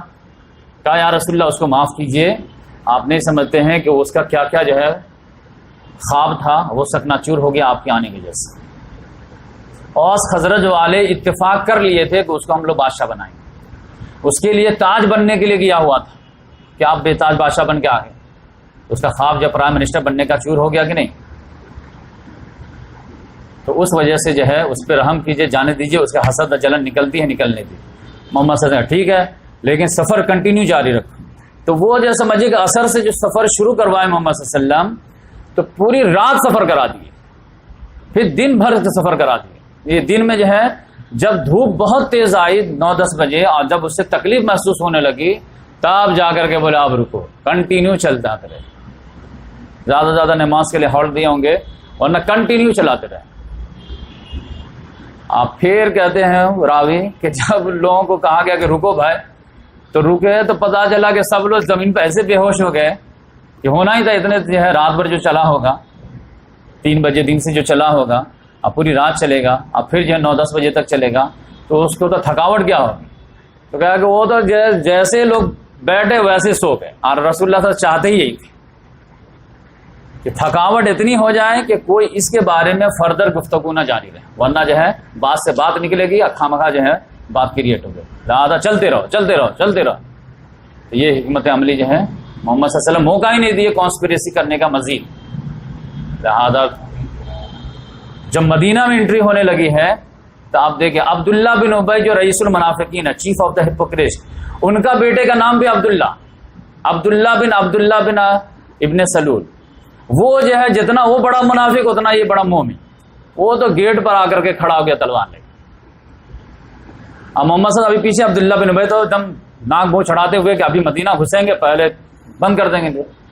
وہ پتا چلا کہ وہ محمد صلی اللہ علیہ وسلم کیا دروازہ بند کریں گے، ان کا بیٹا اس کا دروازہ بند کیا، وہ تلوار لے گئے اندر نہیں جا سکتے۔ کیوں؟ نہیں، تم نے منہ سے کیا بات نکالے؟ ذلیل جو ہے کو نکال باہر کیا جائے گا، اور عزت والے نکالیں گے تو اللہ کے رسول عزت والے ہیں، آپ ذلیل ہیں، تم نہیں نکلو یہاں سے۔ ارے ایسی کی بات ہے، تم میرا بیٹا؟ کہاں بیٹا ویٹا کچھ نہیں۔ اب محمد صلی اللہ علیہ وسلم جب تک نہ آئیں گے اور تب تک تو تم کو پرمیشن نہیں ملے گی۔ تو پھر محمد صلی اللہ علیہ وسلم آئے، پھر اشارہ کیا کہ بھائی آنے دو اس کو، تب جا کر کے اس کو آنے دیا۔ اور پھر جب معاملہ یہ آیا، محمد صلی اللہ علیہ وسلم بھی بیٹھے ہی ہیں کہ زید یا عبداللہ بن ابی جو ہے چلانے لگا کہ یہ کیا معاملہ ہوا، میرا بیٹا مجھے کو جو ہے ذلیل کر رہا تھا اور یہ ہو رہا تھا۔ اور کس نے کہا کہ میں یہ بولا ہوں کہ عزت دار ذلیلوں کو نکالیں گے؟ اور کس نے کہا کہ ہم لوگ خرچ نہیں کریں گے؟ کون بولا ہے؟ کہا زید نے بولا۔ زید اتنا چھوٹا بچہ، اس پہ وشواس کرتے ہیں؟ سردار کے بارے میں آپ کو کوئی فکر نہیں ہے؟ میں کہاں بولا ہوں یہ؟ آپ جو ہے انصار لوگ بھی جو بیٹھے ہوئے تھے وہ بھی کہ یا رسول اللہ ہو سکتا ہے کہ بچے کو سننے میں کچھ وہم ہو گیا ہو، جانے دیجیے، اتنا بڑا سردار قسم کھا کے بول رہا کہ میں نہیں بولا ہوں۔ اب زید کہ نہیں یا رسول اللہ میں سنا ہوں۔ تب صاحب لوگ جب بڑے لوگ ہے بچے تم خاموش رہو، تو بیچارے کہ میں لاجواب ہو گیا، اتنے بڑے بڑے لوگ تھے اور وہ قسم کھانے لگا، ایک دم جھوٹ بولنے لگا، اور سب لوگ اس کے ساتھ میں ہاں ملانے لگے، میں لاجواب ہو گیا۔ تو مجھے اتنی تکلیف لائف میں کبھی نہیں ہوئی تھی جتنی اس روز ہوئی۔ تو میں تو غمگین چہرہ لے کر کے گھر آ گیا، گھر ابھی پہنچا بھی نہیں تھا کہ وہی نازل ہو گئے، پورے سورہ منافقون آ گئے۔ اور اس میں یہ ہے وہ جو اذا جاء المنافقون قالوا نشهد انك لرسول الله والله يعلم انك لرسول والله يشهد ان المنافقين لكاذبون، یہ جھوٹ بول رہے ہیں۔ اور اسی میں ایک معاملہ کیا ہوا تھا کہ جمعہ میں جو ہے یہ عبداللہ بن ابی کیا کرتا تھا، محمد صلی اللہ علیہ وسلم جو خطبہ دینے کے لیے کھڑے ہوتے تھے تو پہلے یہ کھڑا ہوتا تھا، کہتا لوگوں غور سے سنو، یہ اللہ کے رسول ہیں، بہت عزت والے ہیں، ان کی بات سنو گے تو دنیا میں عزت پاؤ گے، نہیں تو نست نابود ہو جائے گا۔ ہاں چلیے آپ شروع کیجیے۔ تو ایسا بولتا تھا کہ دونوں میننگ پاس ہو، ایک مذاق بھی ہو جائے اور ایک جو ہے اپنا جو ہے رتبے کا جو ہے ایک اظہار بھی ہو جائے کہ بھائی میں سردار لیول کا آدمی ہوں. تو دیکھیے تو اس طرح سے جو ہے اس کی جنگ بدر کے بعد ہی شروع ہوتی تھی. لیکن جنگ احد کے بعد جو اس کا ایک معاملہ ہوا تھا. معاملہ کیا ہوا کہ جنگ احد میں جب اس نے جو ہے 300 لوگوں کا اس کے ساتھ جو واپس آ گیا تو سارے مسلمانوں کو تکلیف ہوئی، لیکن مسلمانوں نے ان کو چھوڑ دیا تھا. لیکن جنگ احد کے بعد جب یہ جمعہ میں کھڑا ہوا محمد صلی اللہ علیہ وسلم کے خطبہ سے پہلے کہ وہی ایٹیچیوڈ لے کر کے، تو سب لوگ اس کا کپڑا پکڑ پکڑ کے کھینچ دیے. بیٹھ بیٹھ ہے بولنے تو مجھے نہیں، بیٹھو تم اس لائق نہیں ہے، تو منافق ہے، جنگ سے بھاگ آیا مسجد میں کھالے ایمان دکھا رہا، بیٹھو. تو کیا کپڑا کیوں کھینچ رہا؟ کیا نہیں بیٹھو. تو پریشان ہو گیا، کہا ایسے کیوں کرو تم لوگ؟ کہا نہیں تمہارے کوئی ویلو نہیں، بیٹھو. تو وہ جو ہے سب کو جو ہے گردن پھلانگتے ہوئے چلا گیا کہ جب ہم اتنے بڑے سردار کی کوئی ویلو نہیں ہے، ہم جو ہے اچھی بات کرنے جا رہے ہیں، تم لوگ کرنے دینے تھا، پڑھو تم لوگوں نے وہاں، تم لوگ اپنے آپ کو کیا سمجھ. تو گیٹ پہ جو ہے ایک انصاری صحابی مل گئے، کہا کیا ناک بھو چڑھائے، وہ کیا پرابلم ہے؟ کہا ارے پتہ نہیں کیا یہ سب بولتے رہتے ہیں وہ. ارے اللہ کے رسول کے بارے میں ایسے کیوں بولتے تم؟ کیا کون اللہ کے رسول؟ کہا جا کے معافی مانگو اور محمد صلی اللہ علیہ وسلم کی غلطی معاف کر دیں گے، اللہ تعالیٰ سے بھی دعا کر دیں گے، اور اس طرح مت کرو. ہوگا نہیں. میں جو ہے اپنا گردن اردن ہلا کر کے نکل گیا. تو اسی کے بارے میں سورہ منافقون میں آیا ہے کہ وَإِذَا قِيلَ لَهُمْ تَعَالَوْا يَسْتَغْفِرْ لَكُمْ رَسُولُ اللَّهِ لَوَّوْا رُءُوسَهُمْ يَتَوَلَّوْنَ وَهُمْ مُسْتَكْبِرُونَ سَوَاءٌ عَلَيْهِمْ أَسْتَغْفَرْتَ لَهُمْ أَمْ لَمْ تَسْتَغْفِرْ لَهُمْ لَن يَغْفِرَ اللَّهُ لَهُمْ. برابر ہے کہ آپ ان کے لیے استغفار کریں نہ کریں، آپ ہم ان کو نہیں بخشیں. اب پھر وہ بات جو تھی وہ بچے والی، وہ اللہ تعالیٰ نے پورے سورہ منافقون، آپ گھر جا کے پڑھیے، اللہ نے نازل کیا. 2 آیتوں کوٹ کرنا ضروری ہے. اللہ تعالیٰ نے کیا نازل کیا؟ آیت نمبر 7، ہم الذین یقولون لا تنفقوا علی من عند رسول اللہ حتی ینفضوا. یہی لوگ ہیں جنہوں نے کہا ہے کہ لا تنفقوا علی من عند رسول اللہ حتی ینفضوا، ان پر مت خرچ کرو جو لوگ رسول اللہ کے پاس ہیں یہاں تک یہ لوگ بکھر جائیں. وللہ خزائن السماوات والارض، جبکہ معاملہ یہ ہے کہ زمین و آسمان کا خزانہ اللہ کے اختیار میں. ولکن المنافقین لا یفقهون، لیکن منافق لوگ یہ سمجھ نہیں رکھتے. یقولون لئن رجعنا الی المدینہ لیخرجن الاعز منها الاذل، انہوں نے کہا ہے کہ ہم لوگ اگر لوٹیں گے مدینہ تو پھر عزت دار ذلیلوں کو نکالیں گے. وللہ العزت وللرسول والمؤمنین ولکن المنافقین لا یعلمون. معاملہ یہ ہے کہ عزت تو کل کا کل اللہ کے لیے ہے یا رسول کے یا مومنین کے لیے ہے، منافق کو تو معلوم ہی نہیں. اب پوری سورہ جب نازل ہو گئی تو رسول اللہ صلی اللہ علیہ وسلم کا ارے زید کدھر ہے؟ ارے وہ تو گھر پہ بہت غمگین ہے، بلا جلدی سے. پھر جب زید کو سنائیں گے 11 آیات کی سورہ ہے، تو پھر محمد صلی اللہ علیہ وسلم نے مین سارے صحابہ کو بولے کہ بچے کے کان نے غلط نہیں سنا. اللہ تعالیٰ کو جلال آ گیا ایک بچے کی خاطر، اور پورے جو ہے پردہ فاش کر گیا. تو یہ معاملہ ہوا. تو یہ تو میں ابھی چیپٹر کلوز کر دیا اس میں، لیکن اسی میں ایک معاملہ جو ہے ستم والا ہے. ستم کیا ہو گیا؟ یہ لڑائی تو ہو ہی گئی. ایک تو زینب بنت جہش سے شادی والا معاملہ، پھر اس میں جو ہے وہ لڑائی جھگڑا والا معاملہ. ابھی راستے میں آ ہی رہے تھے کہ ایک جگہ محمد صلی اللہ علیہ وسلم نے پڑاؤ کیا. پڑاؤ جیسے کیا تو اس میں کیا ہوا کہ رات میں حضرت عائشہ رضی اللہ تعالیٰ عنہ ساتھ میں تھی اس جنگ میں. محمد صلی اللہ علیہ وسلم عام معمول کیا تھا، جب بھی جنگ میں جاتے تو اپنی ایک بیوی کو ضرور رکھتے ہیں، کیونکہ ہارڈ ڈیسیزن لینا رہتا ہے جنگ میں، تو جو ہے بیوی ساتھ رہے تاکہ جو ہے کوپریشن رہے. تو حضرت عائشہ رضی اللہ تعالیٰ عنہ جو ہے حاجت کو پوری کرنے کے لیے تھوڑا دور نکل گئی رات میں. وہاں پہ جو ہے ان کے گلے میں ایک ہار تھی، بہن سے مانگ کر کے لے کے گئی تھی. عورتوں کے لیے تو ہار جانتے ہی ہیں. اب وہ کسی وجہ سے گر گئے. وہ جب چیک کیے تو پتا چلا وہ ہار تو ہے ہی نہیں. تو پھر وہ جو ہے یہاں آ گئے تھے، پھر تلاشنے کے لیے وہیں گئی جہاں پہلے گئی تھی کہ وہاں پہ جو ہے ہار گر گیا ہوگا. اتنے ہی میں محمد صلی اللہ علیہ وسلم نے آرڈر دیا کہ بھائی سب لوگ ریلیکس ہو گئے تھوڑے سے، چلو. تو یہ ہودج میں جو ہے ان کو رکھا جاتا تھا. تو آپ 4 آدمی اٹھاتے تو پتہ چل جاتا 20-25 آدمی آئے، ہودج کو اٹھا کر کے جو ہے اونٹ پہ ڈال دیے. حضرت عائشہ رضی اللہ تعالیٰ اس زمانے میں کمسن عمر کی تھی، پتلی دبلی تھی، تو پتہ نہیں چلا کہ اس میں ہے یا نہیں ہے. ہودج اتنا بھاری بانس وغیرہ کا بنا ہوا کہ وہ غلام لوگوں کو لگا ہی نہیں، ایک دم طاقت لگا کے ڈال دیے، جبکہ اس میں وہ تھی نہیں. اب 1-2 آدمی ٹرائی کیے ہوتے تو ان کو تو احساس ہو جاتا کہ بہت کافی جو ہے 40-50 کلو کا گیپ ہے، لیکن وہ 15-20 آدمی ہاتھ لگائے ڈال دیے اور چل دیے. حضرت عائشہ جو ادھر ہیں. اب محمد صلی اللہ علیہ وسلم کا عام اپنا ایک معمول تھا کہ کیا کرتے تھے کہ جہاں جہاں پڑاؤ کرتے تھے تو وہاں پر ایک آدمی کو پیچھے رکھتے تھے تاکہ یہاں سے قافلہ جب اس منزل پر رہے گی تو تم وہاں سے چلنا، تاکہ یہاں پر اگر کوئی سامان ومان چھوٹ جائے تو تم سمیٹتے ہوئے آ جانا. یہ عام طور سے معمول تھا. حضرت عائشہ رضی اللہ تعالیٰ نے جب ادھر سے آئے تلاش ولاش کر کے تو دیکھے ارے قافلہ تو روانہ ہو گیا، یہ کیا معاملہ ہو. لیکن بڑی سمجھدار تھی، سوچے کہ دوڑتے ہوئے ابھی پیچھا کریں گے تو پتہ نہیں جو ہے ادھر سے ادھر مڑ جائے، ہم کو تو راستہ معلوم نہیں ہے، تو اس سے بہتر ہے کہ ہم یہیں پہ بیٹھ جاتے ہیں. ان کو جب انفارمیشن ملے گی کہ میں نہیں ہوں تو لازماً وہ ہم کو کھوجنے کے لیے آئیں گے، تو ہم یہیں پہ بیٹھ ہی مل جائیں گے. تو وہ آرام سے ایک درخت کے لے آڑ لے کر کے آرام سے بیٹھ گئی. اور نیند کا تو ان کو پرابلم شروع دن سے تھا، کتنے بھی ٹینشن آ جائے نیند آرام سے آتی تھی. فوراً جو ان کو نیند آ گئی، وہ آرام سے جو ہے شانت ہو کے سو گئے چہرے پہ کپڑا وپڑا ڈال کر کے. لیکن نیند میں وہ کپڑا اتر گیا چہرے سے.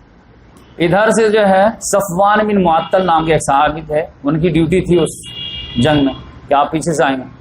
وہ صبح میں جب وہ اس منزل سے آئے تو یہاں پہ آ کر کے دیکھے تو دیکھتے ہی دیکھے کہ ارے کون پڑی ہوئی ہے. جب قریب آئے تو پتہ چلا حضرت عائشہ ہیں، کیونکہ چہرے سے کپڑا اتر چکا تھا. تو انہوں نے دیکھتے ہی انا للہ و انا الیہ راجعون پڑھ کے، اگر چھوٹنا بھی تھا تو سامان چھوڑتے، ایک لیڈیز چھوٹ گئی ہے، لیڈیز بھی وہ بھی امہات المومنین میں سے حضرت عائشہ چھوٹ گئی. یہ کیسے ہو سکتا ہے؟ زور سے انا للہ پڑھے تو حضرت عائشہ رضی اللہ تعالیٰ عنہ کہتی ہیں کہ میری آنکھ کھل گئی. اب وہ مجھے پہچان لیے. کیوں پہچان لیے؟ کیونکہ حجاب کا حکم نازل ہونے سے پہلے انہوں نے مجھے دیکھا تھا، تو اس وجہ سے ابھی میرا چہرہ نیند میں کھلا ہوا تھا تو وہ دیکھ لیے. تو فوراً انا للہ پڑھے تو جیسے میری آنکھ کھلی تو پہلے میں نے چہرہ کا پردہ کیا. اس کے بعد انہوں نے جو ہے اپنی اونٹ کو بیٹھا دیے.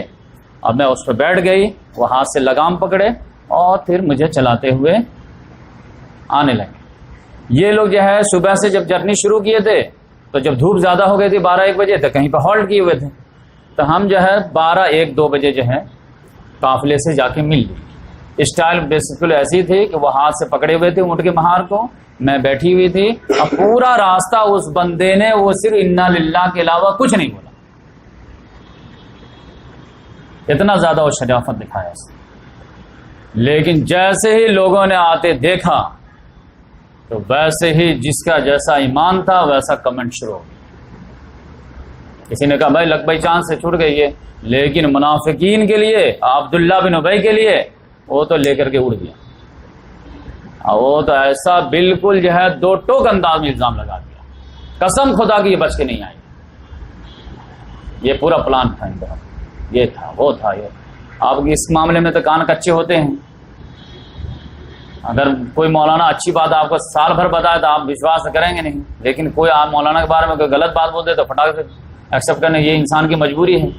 لہذا پتہ چلا منافقین جتنے تھے وہ تو ہاں میں ہاں ملا ہی دیا، ان کو تو گولڈن اپرچونٹی مل گئی. اچھے خاصے مسلمان بھی ہاں میں ہاں ملانے لگے. اتنا زیادہ جو ہے پریشر پڑا.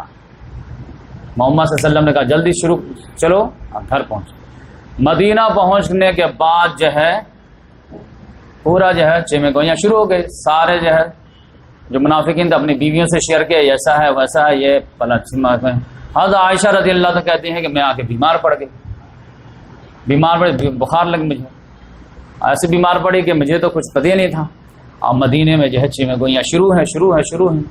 کانوں کان پورے جو ہے 1 مہینہ تک جو ہے میں بیمار رہی. 1 مہینہ میں تو پورا جو ہے معاملہ جو ہے گرم ہو گیا.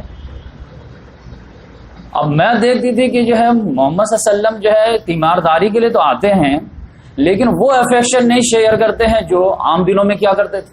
آئے خبر خیریت پوچھے کیسے ہیں، ہاں ٹھیک ہے پھر چلے. جبکہ بیماری میں تو خبر خیریت ہی ایسے پوچھتے ہیں لوگ کہ جو ہے ٹھیک ہو جاتے ہیں. تو وہ التفات وہ محبت جھلکتی نہیں تھی. میں سوچتی تھی آخر ہوا کیا معاملہ، کہ ایک دن 1 مہینے کے بعد معاملہ یہ ہوا کہ میں ایک روز جو ہے قضاء حاجت کے لیے باہر جا رہی تھی اور ایک خاتون کو ساتھ لی. تو ابھی تھوڑا سا میں ٹھیک ہو رہی تھی لیکن کمزوری وغیرہ تھی. مستہ کی ماں کے ساتھ. مستہ جو ہے وہ حضرت ابو بکر صدیق کے رشتہ دار. وہ خاتون کو میں لی کہ چلو قضاء حاجت کے لیے.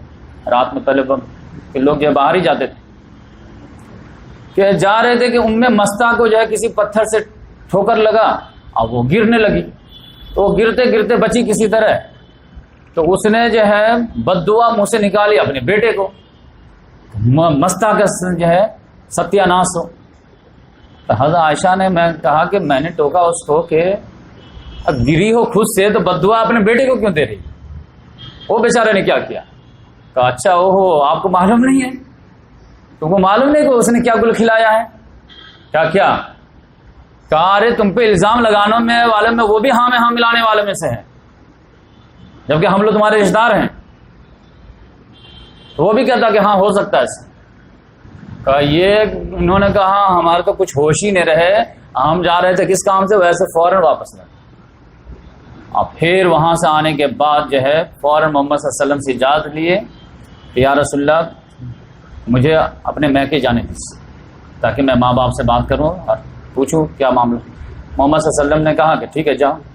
تو میں فوراً جو ہے اپنے میکے آ گئی، ماں باپ سے پوچھے تو ماں باپ کوئی رسپانس ہی نہیں دے رہے، محمد صلی اللہ علیہ وسلم پوچھے وہ کوئی رسپانس نہیں دے رہے، محمد صلی اللہ علیہ وسلم ان سے پوچھ رہے ہیں، ان سے پوچھ رہے ہیں، ان سے پوچھ رہے ہیں۔ حضرت علی رضی اللہ تعالیٰ عنہ سے پوچھے کیا خیال ہے تمہارا، جو گھر کے فرد، انہوں نے کہا یا رسول اللہ آپ اتنا ٹینشن کیوں لیتے ہیں، اگر جو ہے آپ کو پرابلم ہے تو ان کو فارغ کر دیجیے، دوسری عورت سے شادی کر لیجیے، کیا ٹینشن ہے۔ حضرت اسامہ سے پوچھے تو انہوں نے کہا یا رسول اللہ ہم تو گھر کے لوگ ہیں، ہم جانتے ہیں کہ ان کے اندر ذرہ برابر بھی کوئی پرابلم نہیں، میں تو گارنٹی دیتا ہوں۔ محمد صلی اللہ علیہ وسلم نے ایک جو خادمہ تھی باندھی تھی ان سے بھی پوچھی کہ تمہارا کیا خیال ہے، عورت زیادہ نفسیات جانتی ہے، حضرت عائشہ ایسی ہے کیا؟ انہوں نے کہا کہ ہم تو شروع سے یہاں گھر کے خادمہ ہیں، ان کے اندر تو آج تک ہم لوگ کوئی برائی نہیں دیکھیں سوائے ایک کمزوری کے، اور وہ ایک کمزوری کیا ہے کہ ان کو نیند کی بیماری ہے، آٹا گوتے گوتے سو جاتی ہے، بکری آ کے آٹا کھا جاتی ہے، بقیہ اور جو ہے ادھر اس طرح کا جو سیکشول کوئی پرابلم نہیں۔ محمد صلی اللہ علیہ وسلم جو ہے، لیکن مسئلہ یہ تھا کہ الزام لگا تھا نا، شوہر اگر ڈیفینڈ کرے تو وہ ڈیفینس تو نہیں مانا جائے گا، باپ ڈیفینس کرے تو ڈیفینس تو نہیں مانا جائے گا، یہ تو پبلک لگا رہی۔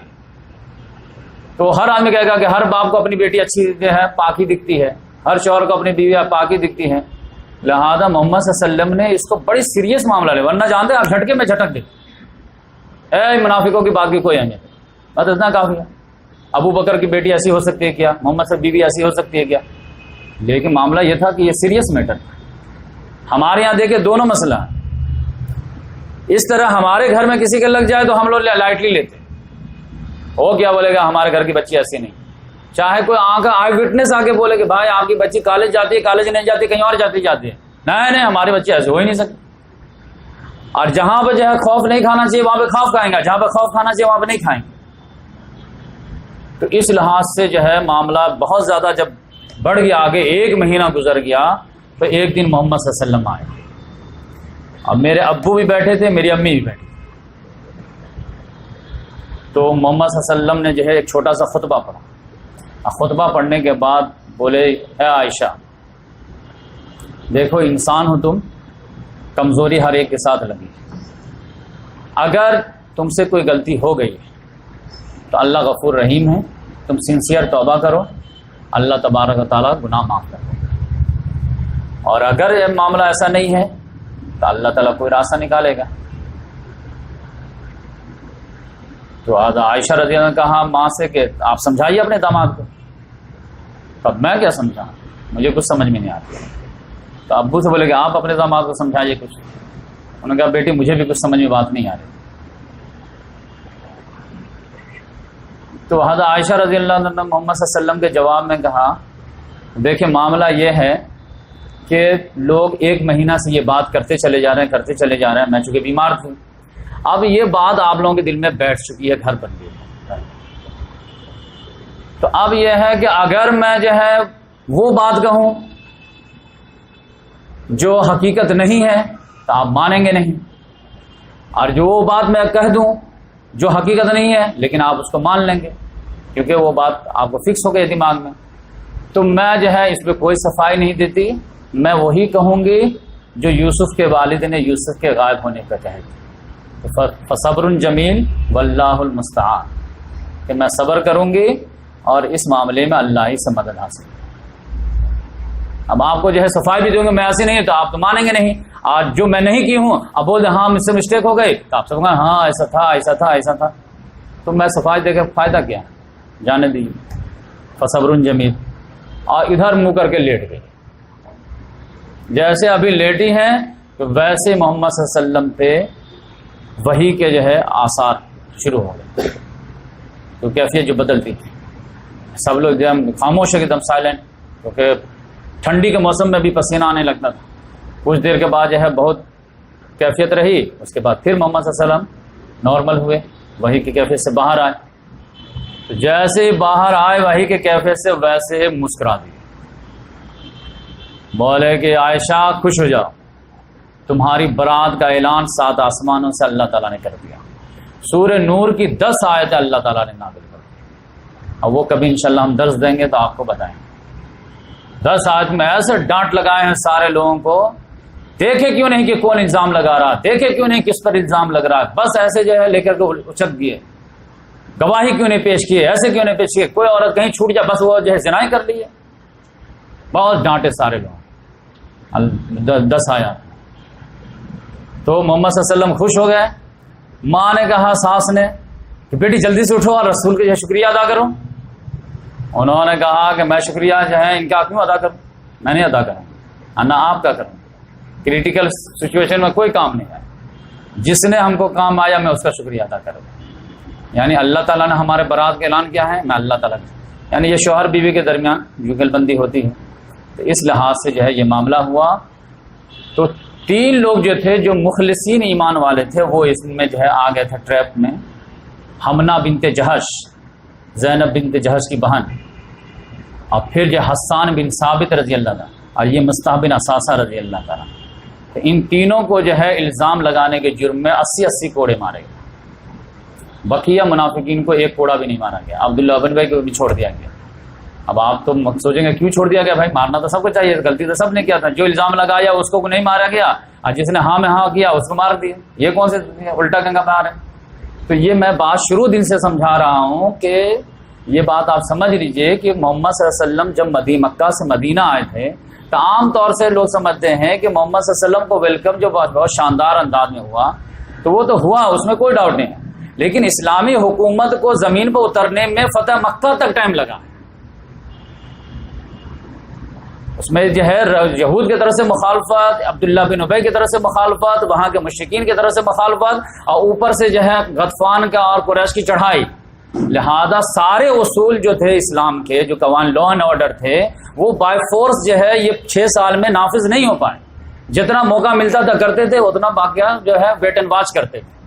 فتح مکہ کے بعد ایک ایک معاملے کو امپلیمنٹ کیا، تو آپ دیکھیں مخلصین ایمان والے تھے وہ تیار ہو گئے کوڑا کھانے کے لیے، ہوتے تھے منافقین چونکہ پروٹیسٹ میں مار دیتے، لہذا ان کو کہا گیا کہ ان کو جانے دو، جب جو ہے سارا ہم خیبر کا معاملہ صاف کر دیں گے، فتح مکہ کر لیں گے، پھر اسلامی حکومت جو ہے سسٹمیٹک ہم نافذ کر دیں گے، پھر تو ایک ایک لا اینڈ آرڈر بھی نافذ ہوگا، یہاں تک کہ رجم بھی نافذ ہوگا، چور کی سزا ہاتھ کاٹنا بھی ہوگا۔ تو یہ بات آپ سمجھیے کہ اس وجہ سے منافقین کو ہاتھ نہیں لگایا گیا، کہا گیا جانے دو۔ تو اس طرح سے جو ہے یہ 4 واقعات، تو اب یہ ہے میں آج جو شروع میں آپ کو بولا تھا کہ 4 واقعے میں آپ کو سناؤں گا، تو 4 واقعہ میں آپ کو سنا دیا۔ بنو قریظہ کو جو ہے کیسے حساب پورا کیا گیا، پھر اس کے بعد زینب بنت جہش سے جو شادی ہوئی اس میں کیا معاملہ کنفلکٹ آیا، محمد صلی اللہ علیہ وسلم دل میں بات جو تھی وہ کیا چھپا رہے تھے، اسی کو لوگوں نے اسٹوری بنا دیا دوسری، کہ محمد صلی اللہ علیہ وسلم اچانک زینب بنت جہش کو دیکھے اور دل میں آ گئی، تو وہ بات جو ہے اپنے بیٹے سے بول نہیں پا رہے تھے، تو بیٹے نے محسوس کیا کہ ابو کو پسند آ گئی ہے، تو انہوں نے جو ہے طلاق دے دی اور ان سے شادی کی۔ جبکہ وہ بات کیا تھی جو چھپا رہے تھے، بات یہ تھی کہ یہ جو زخم لگا ہے اس پہ مرہم یہی ہوگا کہ میں ان سے نکاح کر لوں، لیکن یہ ہے کہ میں اگر نکاح کرنے کے لیے پیغام بڑھاؤں تو منافقین جو ہے پہلے بات لے کے اڑ جائیں گے کہ بہو سے شادی کر لیا، بہو سے شادی کر لیا۔ تو وہ بہت کریٹیکل مسئلہ تھا، آج تک مسلمان اس کا ڈیفینس کرتے ہی چلے آ رہے ہیں۔ اب پھر اس کے بعد جو ہے 5ویں شادی کا معاملہ تھا، پھر اس کے بعد جو ہے یہ جو منافقین جو کہہ دیے تھے کہ عزت والے ذلیلوں کو نکال باہر کریں گے، اور پھر جو ہے واقعی افک بولتے ہیں اس کو، جو حضرت عائشہ رضی اللہ تعالیٰ عنہ کے ساتھ ہے۔ اس کے بعد انشاءاللہ نیکسٹ ہفتے جو ہم آپ کو صلح حدیبیہ جو ہے سنائیں گے۔ اس کے بعد جو ہے صلح حدیبیہ جو ہے یہ عام طور سے مسلمان جو سمجھتے ہیں کہ یہ مینی وکٹری ہے اور مین جو ہے فتح مکہ ہے، جبکہ قرآن نے کہا کہ نہیں، یہ فتح مبین ہے، انا فتحنا لک فتحا مبینا. تو اس لحاظ سے وہ کیسے فتح مبین ہے تو وہ انشاءاللہ ہم نیکسٹ ہفتے شیئر کریں گے. اللہ تعالیٰ سے دعا ہے کہ اللہ تبارک و تعالیٰ ہم تمام کو جہاں اسلام کے تمام اصول اپنانے کی اللہ توفیق دے، اسی کے ساتھ ساتھ جس کی اہمیت ہماری نگاہ میں واضح نہیں ہو پا رہی ہے، خاص طور سے سیرت النبی کے ذریعے سے واضح ہو جا رہی ہے کہ ولا یخافون لومۃ لائم، کہ کسی ملامت کرنے والے کی ملامت کی پرواہ نہ کریں. یہ ہر موڑ پہ آدھا ہے. آپ نے مت سمجھے کہ یہ ابھی ہم جو ہے ٹیچر ہیں، ہم کو جو ہے ایگزام میں بھیج دیا گیا 10ویں کے سپرویژن کے لیے، اور پھر 10 رشتہ دار آ گئے کہ ہمارا بچہ ہے ہمارا بچہ ہے، تھوڑا سا لائٹلی لینا تھوڑا سا لائٹلی لینا. آپ کس کی مروت کریں؟ اپنے بچوں کو اگر نہیں نقل کرائیں گے سارے ماں جو ہے اپنے رشتہ دار میں آپ بلیک لسٹڈ آ جائیں گے کہ یہ زیادہ جو اصول پسند ہو گیا. اپنا بچہ گیا پھر بھی جو ہے اس نے تھوڑا سا ڈھیلا ہی نہیں دیا، تو وہاں پہ آپ کو اصول کے لیے کھڑا رہنا پڑے گا کہ نہیں رہنا پڑے گا. ولا یخافون لومۃ لائم، کسی ملامت کرنے والے کی کوئی پرواہ مت کرو. ہمارے پاس شادی میں نہیں ہے، ہمارے پاس بیڈ نہیں ہے، ہم نیچے سوئیں گے، لیکن جو ہے سسرال کا جو بیڈ نہیں لیں گے. لوگ کیا کہیں گے کہ بیوی کو نیچے سلا دیا، ہاں سلا دیا، لیکن بیوی کے بستر پہ نہیں سوئیں گے. ولا یخافون لومۃ لائم، بیوی جو بیڈ لے کر کے آئے گی کہ ہمارا شوہر کہاں سوئے گا، یہ مردانگی کی علامت ہے. یا شوہر ارینج کرے گا کہ ہماری بیوی ہمارے ساتھ آ گئی تو کہاں سوئے گی. ولا یخافون لومۃ لائم، ہر جگہ آج کچھ چیزوں کو غیر ضروری جو ہے ملامت کر دیا گیا ہے. جو میں بار بار اشارہ کرتا ہوں کہ دور صحابہ کا آپ اسٹڈی کیجئے باریک سے، مدنی معاشرے کا قرض لینا دینا کہیں پہ بھی عیب تھا ہی نہیں، اس کو بہت بڑا عیب بنا دیا گیا. جو عیب ہے اس کو عیب نہیں مانتے، جو عیب نہیں تھا وہ عیب نہیں. محمد صلی اللہ علیہ وسلم دوسرے کو کھلانے کے خاطر قرض لیتے تھے. ہمارے یہاں کوئی جو ہے قرض لے کر کے کھلا کے دکھائے، اس کو جو ہے اتنا زیادہ جو ہے بات سنا دیں گے کہ وہ دوبارہ جو ہے نام ہی نہیں لیں گے. بہت بڑا قابل بنتا ہے، بہت بڑا یہ بنتا ہے، بہت بڑا سخی بنتا ہے. آپ جب ضرورت پڑتی تو ہمارے سامنے ہاتھ پھیلاتا. جبکہ محمد صلی اللہ علیہ وسلم ایسا کرتے تھے کہ نہیں کرتے تھے؟ محمد صلی اللہ علیہ وسلم کے آخری دنوں میں بھی جو ہے سر کے اوپر قرضہ تھا کہ نہیں کرتا تھا؟ ہمارے خواہ مخواہ اس کو عیب بنا دیا گیا. صحابہ کرام میں قرض لینا دینا کوئی عیب کی بات ہی نہیں. 4 مرتبہ لو 10 مرتبہ لو، کوئی مسئلہ نہیں. وعدہ خلافی مت کرو.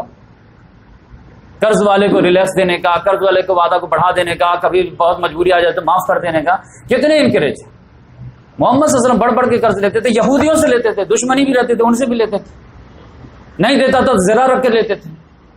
لیکن ہمارے یہاں جو ہے دوست سے قرض نہیں لیں گے، لیکن جو ہے بنیا سے جا کے سود پہ جو ہے اٹھا لیں، کیونکہ قرض کو زیادہ معیوب بنا دیا گیا.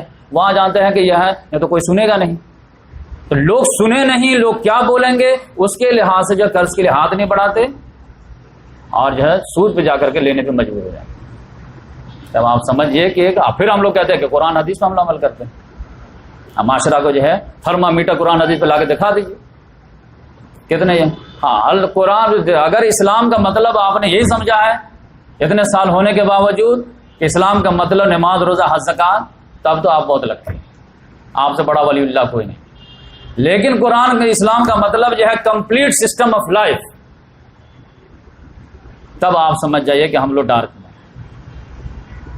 کہ جب قرآن حدیث کے تھرمامیٹر پہ ہم اپنے اعمال کو ٹچ کرتے ہیں تو بہت دور نظر آتے ہیں، بالکل بنی اسرائیل سے جو میچ کرتی ہوئی نظر آتے ہیں. صحابہ کرام سے میچ کرتی نہیں نا. ماں انا علی و صحابہ، کیا یہ سوشل سسٹم نہیں تھا؟ ماں انا علی سے اکنامک سسٹم میں جو ہے قرض کا لینا دینا جو ہے فریکوینٹلی نہیں تھا. تو آپ جب قرض دبائیں گے سود پروموٹ ہوگا، قرض کو اوپن کریں گے تو سود دبے گا. بھائی انسان تو کتنا بھی پیسہ والا ہو جائے وہ ضرورت مند تو ہو ہی جاتا ہے. آج نہ کل نہ پرسوں تو آپ ایسا اگر جو ماحول نہیں بنائیں گے تو اب لاکھوں روپیہ جو ہے کبٹ میں رکھے رہیں گے، لیکن 10,000 روپیہ کسی کو دینے کے لیے تیار نہیں. کوئی یہ تو بولے کہ بھائی جو ہے 15 تاریخ کو مجھے ٹکٹ بنانا ہے اور 20 تاریخ کو میری سیلری آ جائے گی، میں آپ کو جو ہے فوراً سیلری آدھی دے دوں گا اور آپ کو جو ہے اسے 1 لاکھ روپے کی ضرورت دوسرے مہینہ میں ہے، پھر بھی ہاتھ بڑھانے کے لیے لوگ تیار ہیں. تو آپ سمجھ جائیے کہ کیا سوشل ویلیو ہے ہمارے. تو اس لحاظ سے سیرت النبی کا بہت باریکی سے مطالعہ کیجیے. سیرت النبی کوئی اہم معاملہ نہیں ہے، قرآن کا پریکٹیکل سیرت النبی ہے. اسی لحاظ سے میں ممبرا میں بچوں سے سوال کیا تھا کہ ایک سوال کا جواب دو، میں 100 روپے انعام دوں گا کہ قرآن مجید کی سب سے بہترین تفسیر کون سی ہے. تو سب نے جو ہے